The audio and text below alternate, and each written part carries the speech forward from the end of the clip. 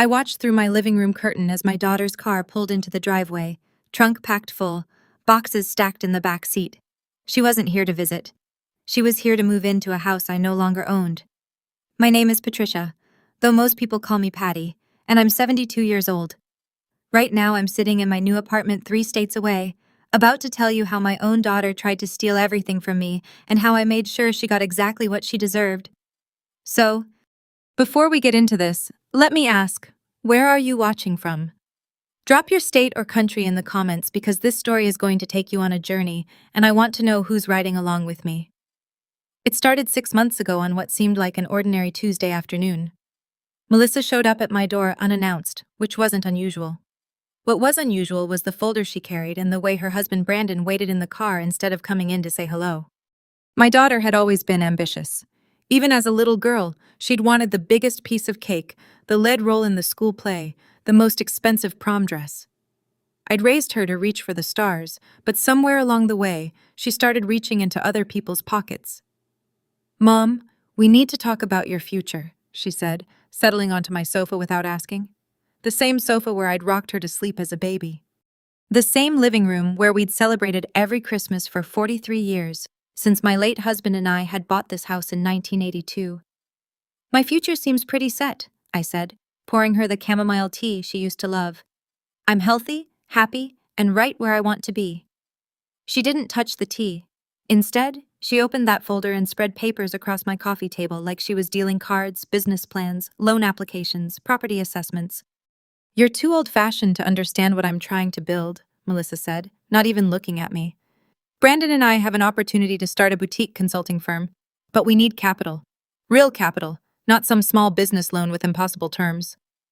I looked at the papers. At the bottom of one, I saw my address.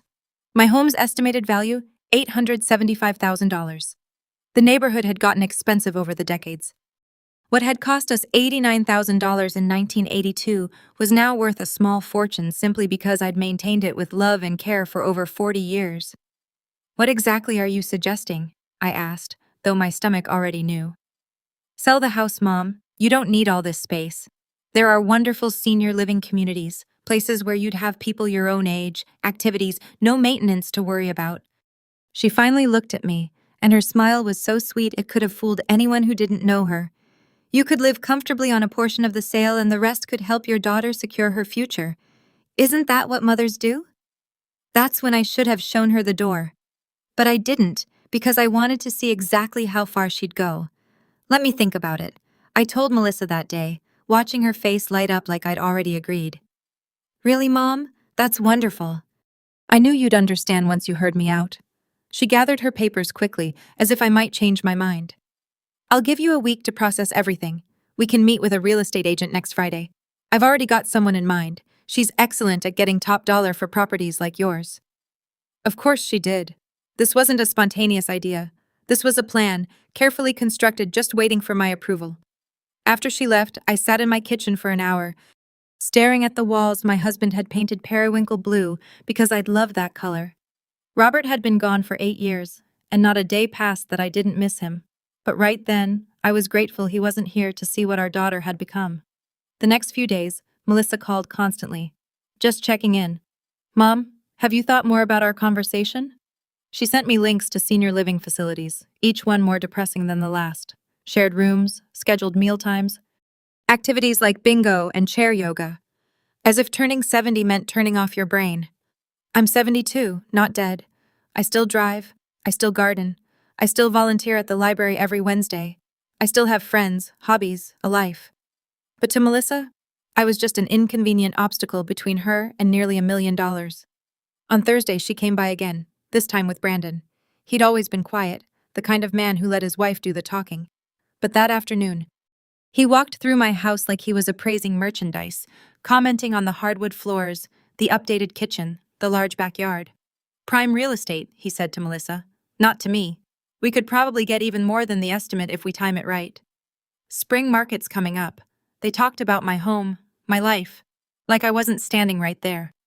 "Mom, I brought some brochures," Melissa said, handing me glossy pamphlets for places called Sunset Gardens and Golden Years Manor. Names that tried to make aging sound peaceful instead of what it really was, living. I took the brochures. I smiled. I played the part of the confused old woman who needed her daughter's guidance. And all the while, I was paying attention, taking mental notes, watching them watch me. That night, I couldn't sleep.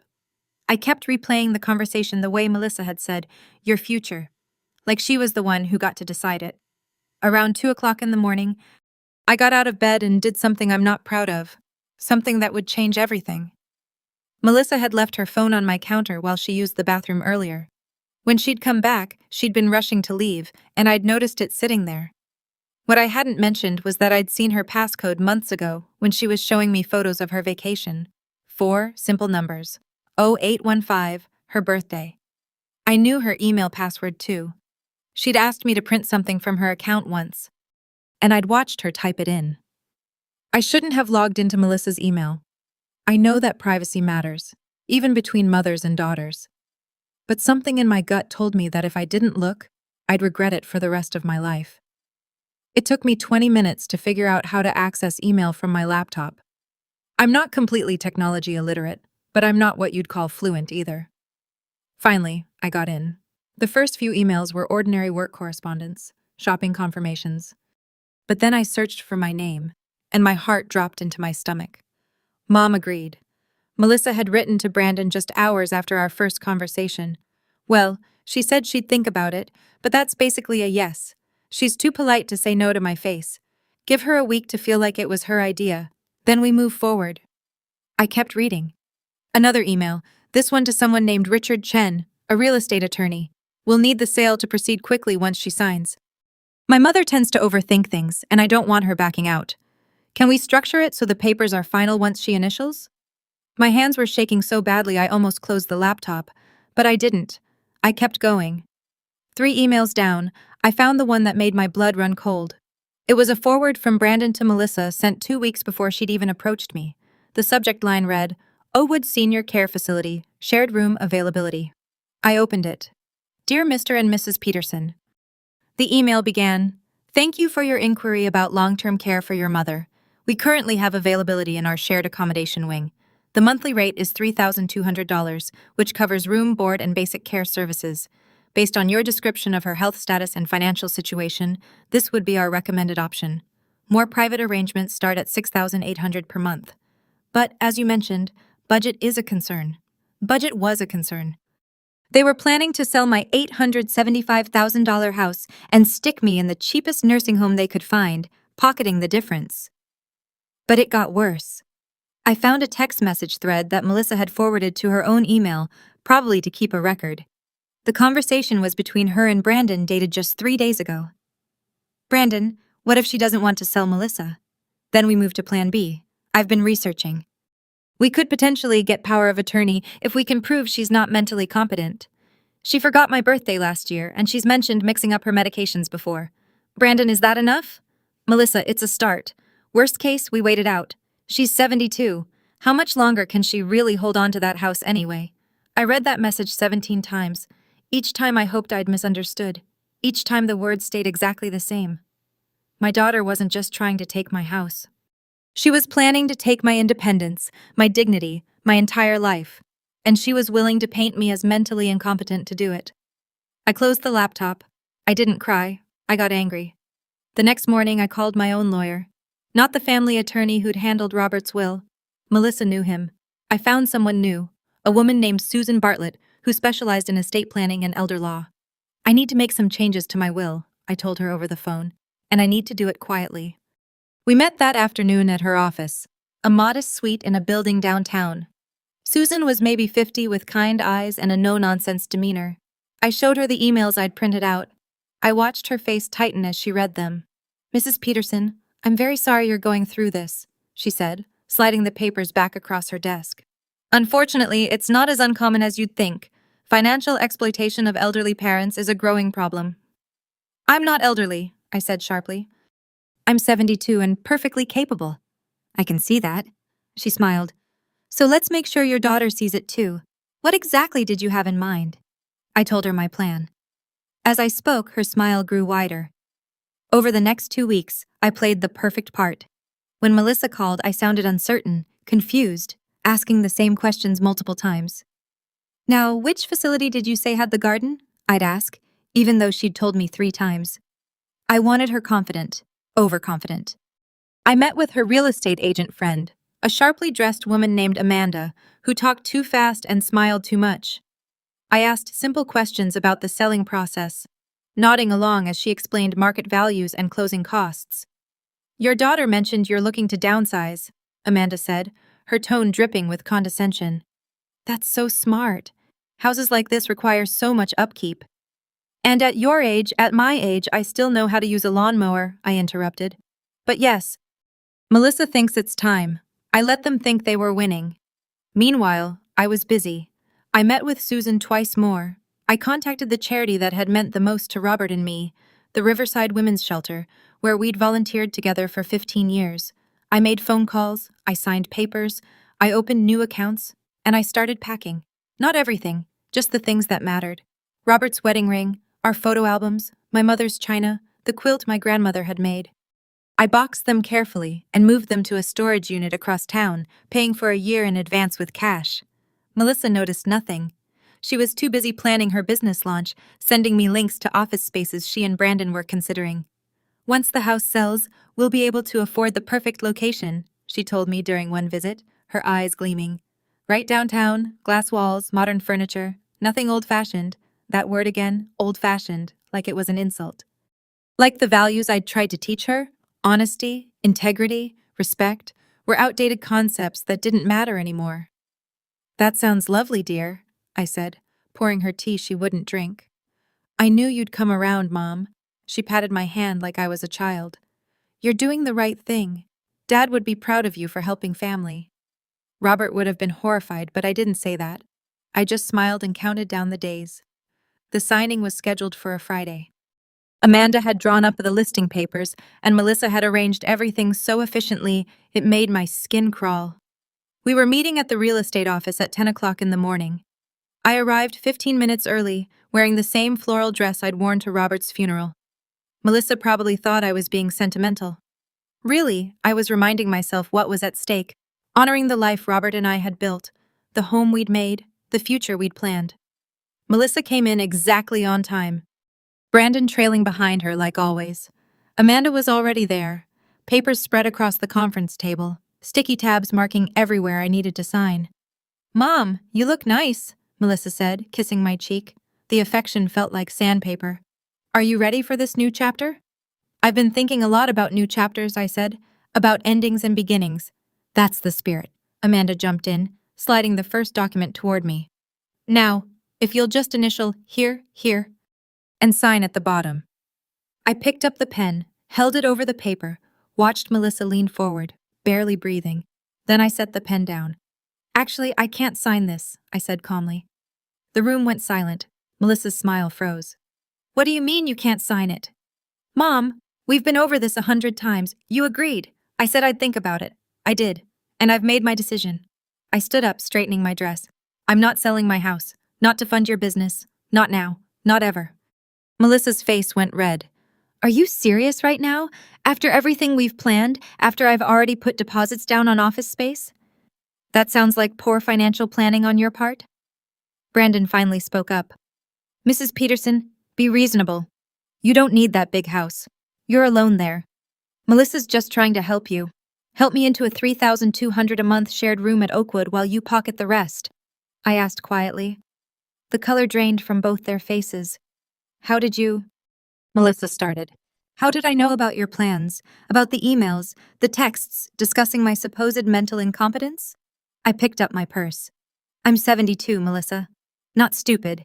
And definitely not old-fashioned enough to let my own daughter rob me blind. Mom, you went through my emails. That's a violation of my privacy.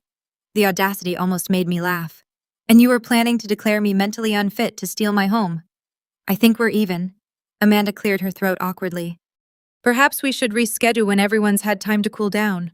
There won't be a rescheduling, I said. Miss Chen, I appreciate your time, but your services won't be needed. I walked toward the door. Melissa grabbed my arm.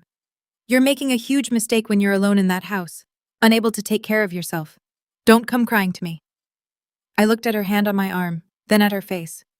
Melissa, I'd rather die alone in my home than live one day under your care.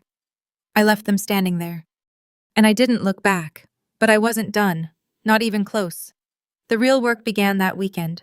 On Saturday morning, I met with Susan again, this time at her office with a notary present.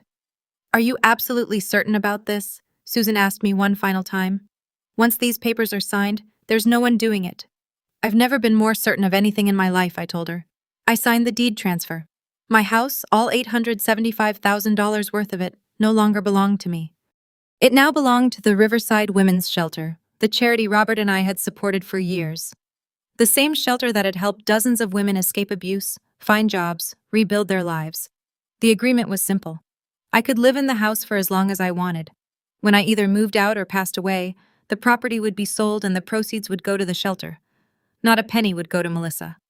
Your daughter could potentially contest this, Susan warned. Let her try.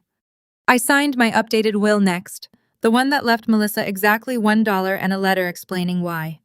Everything else, my savings, my retirement accounts, my personal belongings, would be split between 3 charities and 2 cousins who'd actually stayed in touch over the years. Then came the part that made me feel both guilty and gleeful. I was moving. I'd found a beautiful apartment in Portland, Oregon, 3 states away. A friend from my library volunteer group had moved there 2 years ago and had been begging me to visit. When I called her and explained the situation, she'd helped me find a place within a week. A sunny 2-bedroom with a balcony overlooking the river in a building full of active seniors who organize book clubs and hiking trips. When do you want to list your house? The property manager from the shelter had asked. Not yet, I'd said. I need about 2 weeks to finish moving. After that, you can do whatever you'd like with it. Those 2 weeks were a blur. I hired movers. I paid in cash. People Melissa didn't know. They came on a Tuesday when she was at work packing up 43 years of memories in 8 hours. I kept my cell phone off so she couldn't reach me. I wanted radio silence. My neighbor Frank watched the whole thing from his porch. He'd known me since the 1980s, had attended Robert's funeral, had seen Melissa grow up. Everything okay, Patty? He asked as the movers loaded the truck. Everything's perfect, Frank. I'm going on an adventure. What should I tell that daughter of yours when she comes looking? Tell her the truth, I said. Tell her I'm gone. I left on a Thursday morning, driving my old Honda Civic with my cat, Whiskers, meowing in his carrier on the passenger seat. I didn't leave a note. I didn't say goodbye. I just left the house keys on the kitchen counter with a copy of the deed transfer and a simple note. The house is no longer mine to sell. Good luck with your business.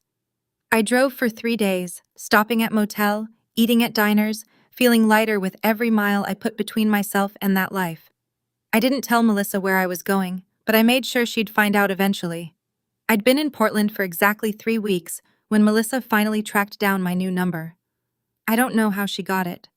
Probably called every relative until someone gave in. It was a Tuesday evening and I was having tea on my balcony watching the sunset over the river.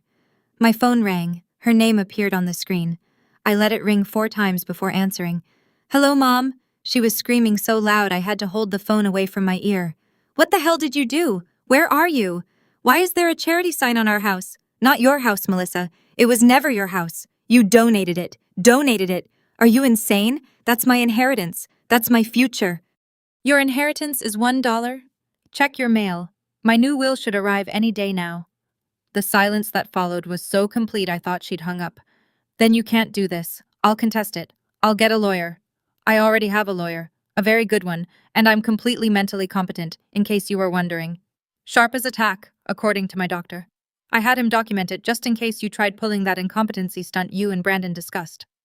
I heard her breathing on the other end. Heavy and angry. This is because I asked you to sell, because I wanted help starting a business.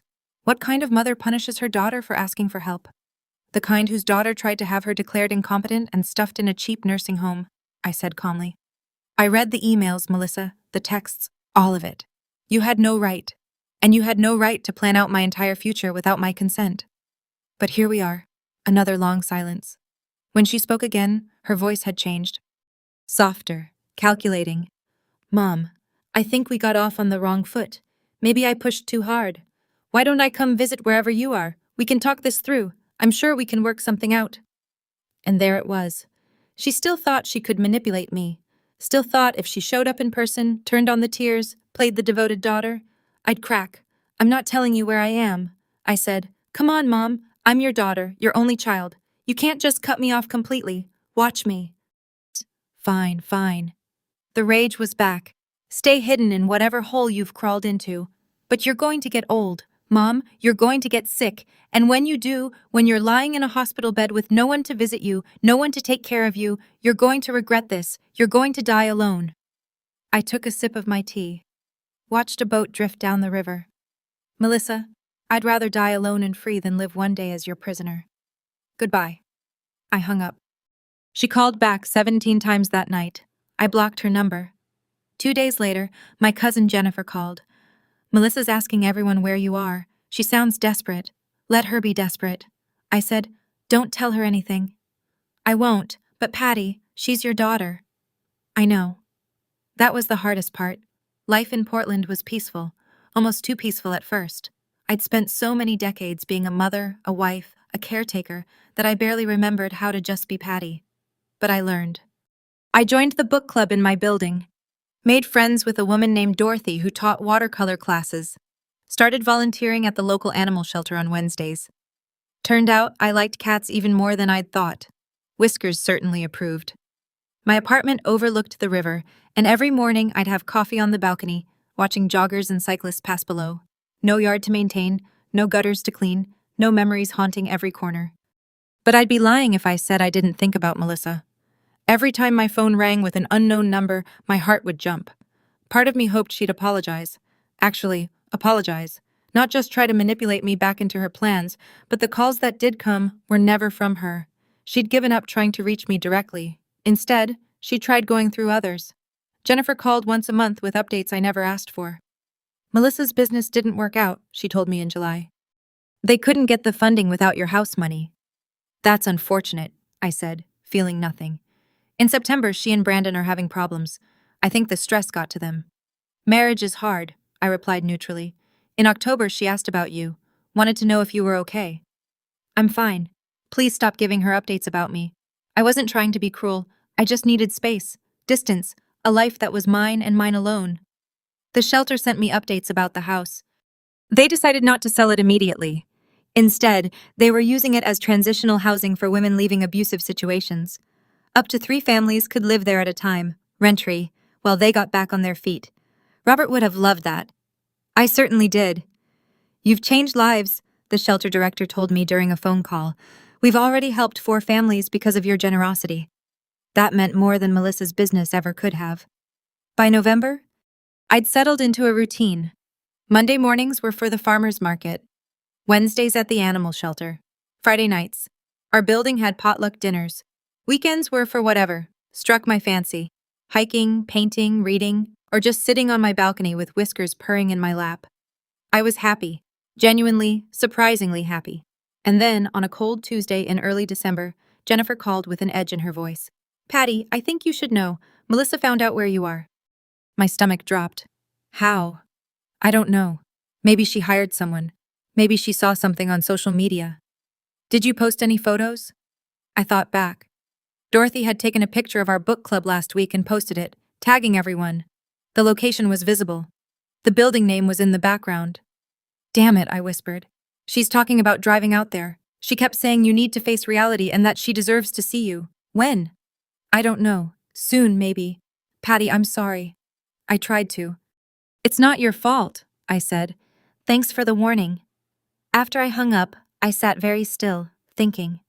Then I started to smile. If Melissa wanted to see me, she could. I'd be ready. She arrived on a Saturday morning, exactly 1 week after Jennifer's warning. I was ready. I'd spent that week preparing. Not hiding, not running. Preparing. I'd invited 2 witnesses. My lawyer Susan, who'd flown in from home, and Dorothy from my building, who was sharp as a tack and had volunteered to help. I'd also done one more thing that Melissa would never expect. I was sitting in my living room when the buzzer rang. Dorothy answered it. Yes, I'm here to see Patricia Peterson. I'm her daughter. Melissa's voice came through tight and controlled. Come on up. 4th floor, apartment 4C. I heard footsteps in the hallway, then knocking. Dorothy opened the door. Melissa stood there with 2 large boxes and a rolling suitcase. Her face was thinner than I remembered, with new lines around her mouth. She looked older, tired, When she saw me sitting in my armchair, her expression flickered between anger and something that might have been relief. "Mom," she said. "Melissa." She noticed Dorothy standing by the kitchen, Susan sitting on the couch with a notepad. "Who are these people? Are you seriously having witnesses for this?" "Come in or don't," I said calmly. "But if you're staying, put your boxes down. You're blocking the doorway." She dragged everything inside, breathing hard. "I drove 14 hours to get here. 14 hours, Mom. You couldn't even give me your address. I had to track you down like you're some kind of criminal." "You tracked me down like I'm prey," I corrected. "There's a difference." "Oh, don't be dramatic." She looked around my apartment, her nose wrinkling slightly. "This is where you've been hiding. It's so small. It's perfect." She turned to face me fully. "Okay, you've made your point. You were mad about the house thing. I get it. But this has gone on long enough. I'm here now. Let's talk about how to fix this." "Fix what exactly?" "Fix us. Fix this family." She gestured wildly. "You can't just abandon your only daughter because of one disagreement." "One disagreement." I stood up slowly. "Melissa, you tried to steal my house. You planned to declare me incompetent. You were going to put me in a cheap nursing home and take everything I'd worked for my entire life. That's not— I wasn't—" She stopped, realizing denial wouldn't work with witnesses present. "Okay. Maybe I got carried away with the planning, but it was never malicious, Mom. I just needed help, and you have so much, and I have so little. You have so little because you spend everything you earn." I said, "That's not my emergency to fix." She changed tactics, her eyes welling with tears. "Fine, you're right. I messed up. I'm sorry. Okay, I'm sorry. But I'm still your daughter. I'm still family, and families forgive each other. If you're watching this and you haven't already, please subscribe to this channel because what happened next, you're not going to believe." I looked at my daughter standing in my living room with her boxes and her suitcase and her plans, and I said the words I'd been practicing for weeks. "You're right. You are my daughter, which is why I'm giving you exactly what you deserve." Melissa's face lit up. She actually smiled. "Thank you, Mom. Thank you. I knew you'd come around. I knew deep down you'd $1. I interrupted. The smile froze. "What? You'll inherit $1 from me? It's already in my will, signed and notarized. Susan here has copies." I gestured to my lawyer, who nodded confirmation. "You can't be serious. Completely serious. The rest goes to charities and to cousins who actually call me on my birthday." I paused. "The house you wanted so badly, it's providing free housing to abuse survivors. 4 families so far. Real people with real problems, not fake emergencies manufactured to guilt your mother." "I drove 14 hours in a car I didn't ask you to drive to an apartment I didn't invite you to. Carrying boxes I assume are full of your things, which means you plan to move in here without asking. Am I wrong?" She didn't answer.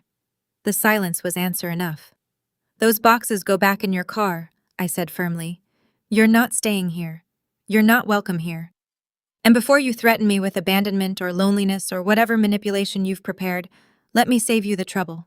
I have friends. I have a community. I have a life I built without you, and it's better than anything I had before. I'm your daughter." Her voice cracked, and for a moment I almost felt sorry for her. Almost. "Then act like it," I said quietly. "Daughters don't steal from their mothers. They don't scheme and plot and lie. You want forgiveness? You want a relationship? Then you need to actually earn it. Not with tears, not with guilt trips, with genuine change." Susan stood up, holding out a document. "Peterson, this is unnecessary." "She should see it," I said. Susan handed Melissa a paper. It was a restraining order application filled out but not yet filed. "If you contact me again without my explicit permission, this gets filed," I told her. "If you show up at my home again uninvited, it gets filed. If you harass my friends or my family for information about me, it gets filed." Melissa stared at the paper, her hands shaking. "You'd really do this to your own daughter?" "You'd really have tried to declare your own mother incompetent for money," I replied. "So yes, I really would." She grabbed her boxes with jerky, angry movements. Tears were streaming down her face now, but I couldn't tell if they were genuine or performance. Maybe she couldn't either anymore. At the door, she turned back one last time. "You'll regret this." "The only thing I regret," I said, "is not doing it sooner." She left. The door closed. I heard her footsteps fade down the hallway. Dorothy came and sat beside me, putting a gentle hand on my shoulder. Susan started packing up her papers. Whiskers jumped into my lap, purring. "Are you okay?" Dorothy asked softly. I took a deep breath, looked around my small, perfect apartment with my friends and my cat and my freedom. "Yeah," I said. "I really am." And for the first time in months, maybe years, I meant